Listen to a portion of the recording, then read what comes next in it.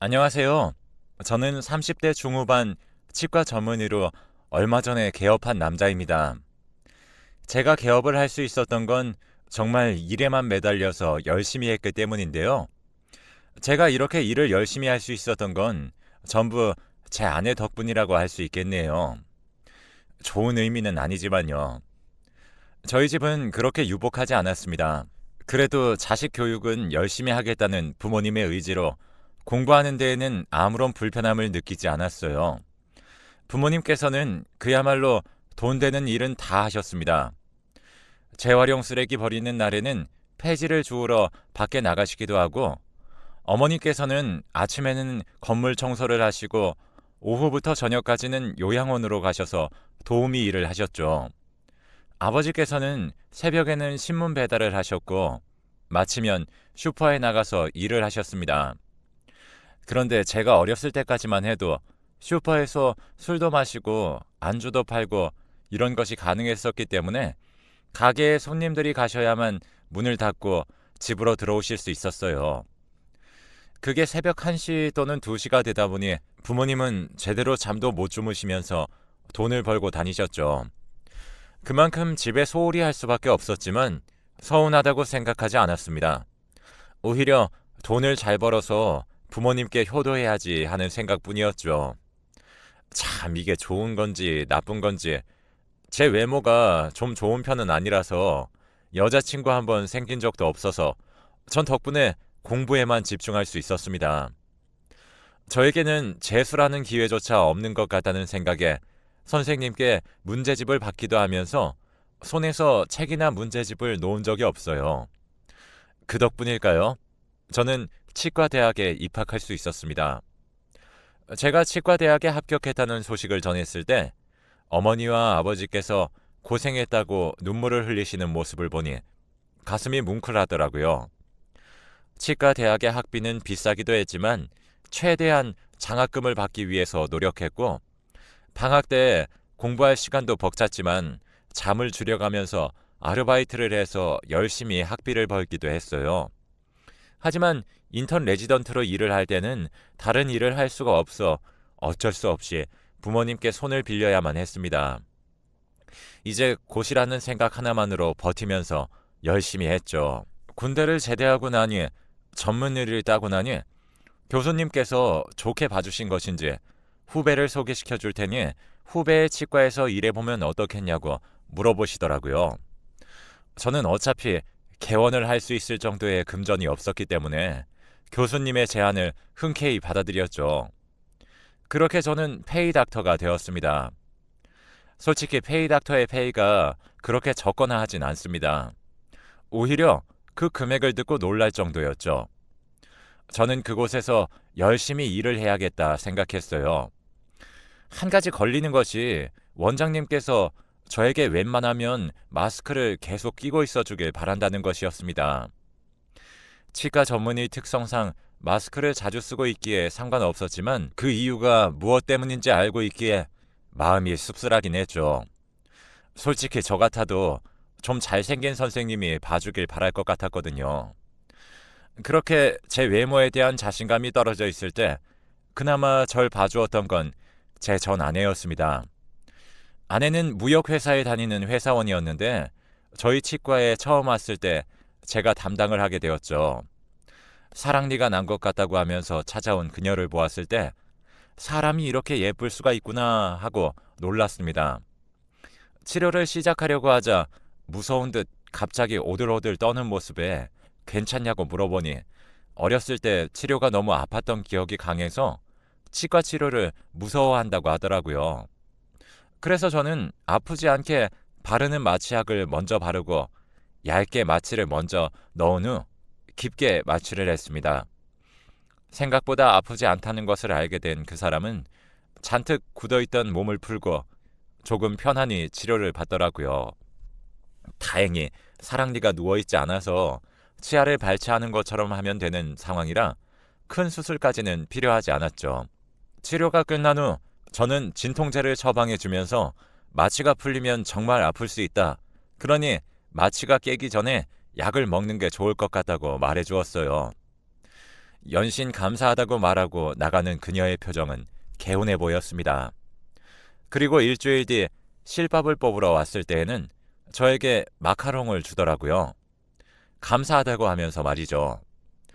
그 일을 계기로 저희는 연락을 주고받는 사이가 되었습니다. 하지만 저는 그녀에게 마스크를 벗은 모습을 보여준 적이 없었어요. 전 걱정을 하면서 그녀에게 말했습니다. 그러자 밖에서 한번 만나자고 그녀가 제안을 하더라고요. 매도 빨리 맞는 게 낫겠다 싶어 그 주 주말에 만나기로 했어요.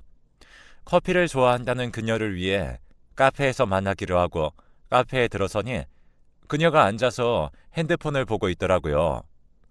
그 앞으로 가서 서니 저를 보고 깜짝 놀라 했습니다. 미안하다고 앞으로 연락 안 하고 싶으면 안 해도 된다 했더니 그런 게 아니라면서 마스크로는 눈썹이 진해서 무서운 인상일 줄 알았는데 전혀 그렇지 않아서 오히려 좋다며 제게 웃어주었습니다.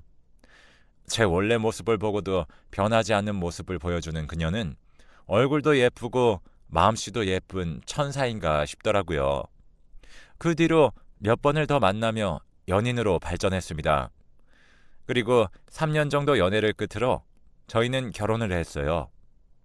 그 사람은 홀어머니 밑에서 자랐는데 장모님께서는 저희의 결혼 소식에 깜짝 놀라시며 딸을 잘 부탁한다며 제 손을 꼭 잡아주시더라고요.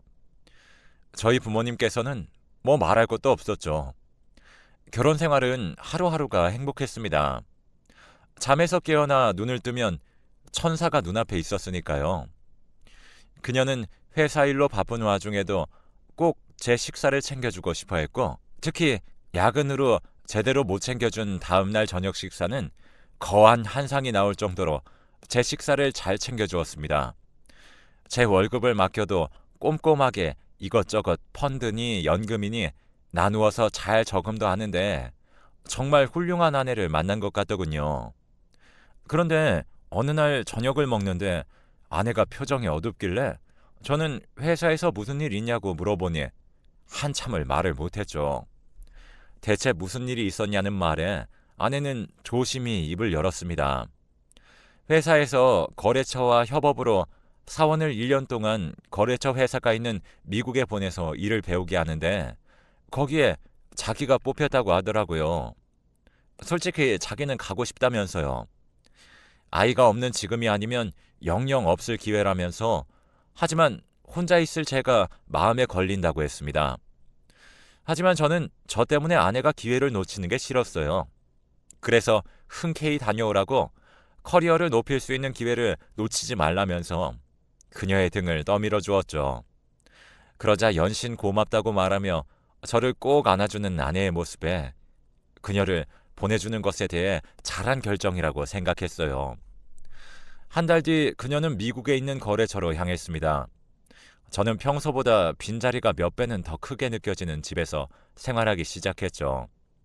시차가 있어 오래 통화는 하지 못했지만 그래도 매일매일 전화하며 그리운 마음을 다독이면서 지냈습니다. 그렇게 그녀를 보낸 지 6달 정도 되었을 때 저에게 날벼락 같은 소식이 전해졌어요. 병원이라면서 혹시 김민영 씨의 남편분 되시냐고 물어보더라고요. 저는 맞다고 하면서도 병원이라는 말에 정신이 없었습니다. 병원 관계자는 그 사람이 교통사고가 났으며 지금 혼수 상태라고 하는 겁니다. 그러면서 뱃속의 아이도 위험한 상황이라고 했어요. 그 말에 저는 머릿속이 하얘지는 것 같았습니다. 저희는 피임을 했었기 때문에 아이가 생길 이유가 없었습니다. 저는 우선 사실 확인을 위해서 병원에 갔어요. 제가 일하는 병원에 집에 급한 일이 있다고 하니 어서 퇴근하라 해주셨기에 바로 아내가 있다는 병원으로 향할 수 있었습니다. 간호사에게 환자의 이름을 말하니 병실을 알려주었고 저는 병실에 아내의 이름이 있는 것을 확인하고는 잠시 망설였습니다. 혹시 이곳에 있는 사람이 아내와 같은 이름을 가진 동명이인은 아닐까? 아직 그 사람이 한국에 돌아오려면 6개월은 더 있어야 하는데 도대체 왜 이곳에 있는 것일까? 뱃속의 아이는 무슨 말일까? 등등 잡다한 생각이 머릿속에 지나쳤지만 일단 확인을 하기로 했죠. 2인실 안으로 들어가자 그녀가 몸 곳곳에 붕대를 감은 채 누워 있었습니다. 그리고는 배는 한눈에 보아도 알 수 있을 만큼 부풀어 올라 있었죠. 저는 잠들어 있는 아내를 한참 동안 바라보다 간호실로 향했어요. 그리고 뱃속의 아이가 위험하다 말했었는데 그건 어떻게 됐냐고 물었더니 다행히 둘 다 안정이 되어 지금은 걱정 없다고 말하는데 왠지 기분이 이상했습니다. 아내의 뱃속의 아이는 제 자식일 거라고 생각하면서도 안정이 됐다는 말이 딱히 기쁘지 않더라고요. 원치 않았던 아이이기 때문일지도 모르겠다고 생각하면서 아내가 깨어나면 대체 왜 한국에 있는지부터 물어봐야겠다고 생각했습니다. 잠시 후 경찰이 병실로 찾아왔어요. 아직 아내가 잠들어 있었고 마침 제가 있었기에 어떤 상황인지 대략적으로 설명해 주기 시작했습니다.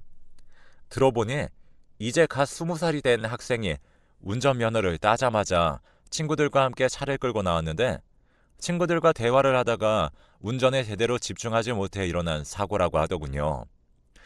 에어백 때문인지 차 안에 있던 학생들은 크게 다치진 않았다면서 그 학생들의 부모님들이 합의를 원한다고 이야기를 했습니다.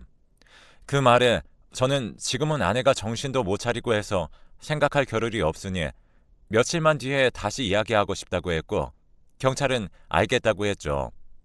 그리고 병실로 돌아와 들어가려고 하는데 이야기 소리가 들렸습니다. 아내가 깨어난 것인지 아내와 장모님의 이야기 소리더라고요. 안으로 들어가려던 저는 이내 들려오는 내용에 발을 멈춰야만 했습니다. 장모님은 왜 저를 속이려고 했는지 아내에게 물어보시더라고요. 그랬더니 그녀는 도저히 제 얼굴을 닮은 자식을 낳을 수 없었다면서 낳아봐서 아는데 첫째는 아빠의 얼굴을 많이 닮는 것 같다면서 요즘에는 어려서부터 외모 차별이 심한데 그런 힘든 일을 제 자식이 겪게 하고 싶지 않은 마음이었다고 말을 했어요. 그러면서 지금 뱃속의 아이는 저와의 아이라고 거짓말을 하고 키울 거라고 말을 하더군요. 저는 뒤돌아 집으로 향했습니다. 두 사람의 이야기를 들어보니 아직 제가 온 것을 모르고 있는 것 같았습니다. 집에 누워 있는데 아내의 목소리가 계속 귓가에 맴돌았죠. 그러다 문득 아내가 이미 나와봤다고 이야기를 했던 것이 생각났습니다. 저도 모르게 소파에서 벌떡 일어났어요. 그리곤 문득 생각이 들어 인터넷 뱅킹으로 아내의 계좌에 들어가 봤습니다. 쭉 살펴보니 저도 모르는 사람에게 매달 50만 원의 돈이 입금되고 있더라고요. 저는 그 내역을 프린트해 놓고 혹시나 하는 생각에 아내가 다니던 회사에 전화를 했어요. 그리곤 아내를 연결해 달라 부탁하니 아내는 6개월 전에 퇴사를 했다고 하는 게 아니겠습니까? 머리가 어지러울 정도로 충격을 받았죠. 더 이상 그 어떠한 생각도 하고 싶지 않더라고요. 하지만 일은 해야 했기에 출근을 위해서 잠을 자려고 했지만 계속되는 생각에 뒤척이다가 밤을 샜습니다. 다음날 아픈 아내보다는 장모님과 이야기해야겠다는 생각이 들어 아침 일찍 장모님 댁으로 찾아갔는데 어디론가 향하시더라고요. 저는 왠지 모르게 뒤따라 가봐야 한다는 생각이 들어 장모님의 뒤를 몰래 따라가니 어디선가 할머니 하고 부르는 소리와 함께 어떤 아이가 달려와서 장모님 다리를 꼭 안더라고요. 그리곤 아이의 뒤에 있던 잘생긴 남자가 장모님에게 장모님 오셨어요? 라고 말하면서 웃었습니다. 제 아내는 외동딸이었기 때문에 지금 이 상황이 이해할 수 없었죠. 하지만 그 다음 이야기가 더 충격이었어요. 장모님은 표정을 굳히시면서 어쩌자고 자기 딸과 애를 또 만들었냐고, 지금 사위와 있으면 팔자가 펼 텐데 대체 왜 그랬냐고 나무라시더라고요. 그 남자는 웃으면서 그 사위 덕분에 양육비 받아서 그나마 살 것 같다고 실수로 애가 생겨버렸다며 웃는데 그 얼굴에 주먹을 갈겨주고 싶었습니다. 아내랑 저 남자가 만나던 모습이 상상이 가서 마구 소리치고 싶었지만 꾹 참고 집으로 돌아왔죠. 분노로 머릿속이 새하얗게 변했고 어떻게 집에 왔는지도 모를 정도였습니다. 저를 기만하고 노란한 두 사람과 모든 걸 알면서도 모른 척한 장모님까지 그 사람들에게 복수를 하고 싶더군요. 고민을 하고 있는 찰나 아내에게서 연락이 왔습니다. 병원에 왔었다고 들었는데 퇴근 후에 와줬으면 좋겠다고 하면서요. 대체 어떤 식으로 이야기를 할지 궁금했죠. 퇴근 후에 병원으로 향하니 저를 보고 아내가 반가운 표정을 짓더군요. 제게 밥은 먹었는지 안 먹었으면 병원 밥을 같이 먹는 것은 어떤지 등등 이런저런 시시콜콜한 이야기를 하더라고요. 하지만 전 그런 이야기를 들어줄 생각이 없었습니다. 그 사람도 제 상태를 눈치챘는지 미안하다고 아이 때문에 몸 상태가 정상이 아니게 되어 한국에 급히 들어왔는데 아이를 별로 원하지 않던 제가 생각나서 망설이다 친정으로 갔고 제게 말하기 위해서 저에게 오는 길에 이렇게 됐다며 말도 안 되는 거짓말을 하더라고요. 그러면서 배를 사랑스럽게 쓰다듬더니 우리 아이가 딸이라면서 얼마나 사랑스럽겠냐고 이야기를 하는데 저도 모르게 우리 딸이 아니라 당신 둘째겠지 라는 말이 툭 튀어나와 버렸습니다. 그 사람은 깜짝 놀라서 저를 보더라고요. 그래서 말했죠. 이미 다 들었다고. 내 얼굴은 물려주고 싶지 않아 하지 않았냐. 그래서 그 뱃속에 있는 애는 내 자식이 아니지 않냐고요. 첫째는 아빠 얼굴을 닮는다고 하던데 그래서 그런지 첫째가 꽤 예쁘더라. 둘째도 당신 닮으면 예쁘겠다고 비꼬듯 말했습니다. 그 사람은 표정이 굳은 채로 가만히 있었고 언제 오셨는지 모를 장모님이 병실 안으로 들어오시더니 무릎을 꿇으시더라고요. 이런 일이 일어나서 미안하다고 다 자기가 죄인이라면서 그때 사단이 났을 때 해결했어야 하는데 미안하다 말하고 싶었지만 차마 입이 떨어지지 않았다며 이 결혼을 끝까지 지키고 싶다고 이야기를 하시더라고요. 그래서 제가 돈 때문이냐고 솔직하게 말해달라 했어요. 그러자 아내가 체념한 듯 맞다고 하더군요. 처음에는 돈 때문에 접근했던 게 맞다면서 뱃속에 아버지란 작자는 아르바이트만 하면서 살고 있다며 그나마 얼굴이 반반하고 서로 잘 맞아서 결혼한 뒤에도 종종 만남을 가졌다고 하더라고요. 저랑은 잘 안 맞았다고 하는데 남자로서 자존심이 와르르 무너졌습니다. 그 사람은 저에게 다 들킨 거 그냥 끝내겠다는 심정인 건지 저에게 그동안 말하지 못했던 것을 다 말하더라고요. 아내가 야근하는 날은 그 남자를 만나던 날이었다고 했습니다. 다음날 거하게 한상을 차려줬던 것도 저에 대한 죄책감을 덜기 위한 것이었다고 하더군요. 그러면서도 자기에게 잘하는 저에게 마음이 생겼었다고 말은 하더군요. 제발 이 아이를 우리 아이라고 생각하고 살면 안 되겠냐고. 이렇게 다 밝히게 됐으니 그 남자와의 인연은 아예 끊고 첫째도 데리고 와서 저랑 가족으로 살고 싶다고 하는 모습이 어이가 없었죠. 가족으로 살고 싶었다면 그냥 회사 다니고 하다가 아이가 생겼다고 말하지. 왜 굳이 외국으로 간다고 하면서 떠났냐고 하자 처음에는 아이가 생겼다는 것에 외도를 들킬까 겁이 나서 몰래 낳고 오려고 했다고 합니다. 그리고 몸도 다시 만들고 다른 회사에 취직해서 스카웃 받았다고 그러려고 했는데 그 남자랑 다시 보내다 보니 제가 생각이 났고 뱃속의 아이를 제 아이라고 할 방법을 고민하다가 교통사고가 났다고 하더군요. 자기를 위해 살아주는 저를 떠나기 싫다면서 자기가 잘못했다고 펑펑 울고 있는 그 사람의 모습을 바라보는데 마음이 약해지는 게 느껴졌지만 마음을 다잡았습니다. 이혼 서류는 등기로 보내겠다고 말했어요. 소송을 걸려고 해봤자 그 뱃속에 외도의 증거가 있기 때문에 당신이 이길 방법은 없다. 오히려 나에게 돈을 주게 될 거라면서 등기로 받자마자 도장 찍어서 보내라고 했죠. 제 말에 장모님은 여전히 무릎을 꿇은 채로 제 손을 잡으면서 딸이 정신을 차렸다고 한 번만 봐달라고 했지만 저는 장모님의 손을 뿌리치고 그대로 병실을 나왔습니다. 그리고 그 사람이 이혼 서류를 보내자마자 접수하고 그 뒤로 미친 듯이 일하기 시작했죠. 그리고 일주일 전에 제 병원을 가질 수 있게 되었어요. 부모님은 아직 제가 젊고 배경이 좋으니 재혼을 할 수 있을 거라고 하지만 저는 앞으로 결혼은 하지 않고 살 것 같아요. 하지만 아이가 눈에 밟히는 것이 한 부모여도 경제적 여건이 되면 아이를 입양할 수 있다고 하니 아마도 조금 더 제가 안정이 되면 용기를 내서 아이를 입양하고 싶다고 생각하고 있습니다. 제가 좋은 아빠가 될 수 있을지 모르겠지만 저를 위해서 부모님께서 열심히 노력하셨던 것을 생각하면 저도 그때가 되면 좋은 아빠가 되려고 합니다. 제 이야기를 들어주셔서 감사합니다.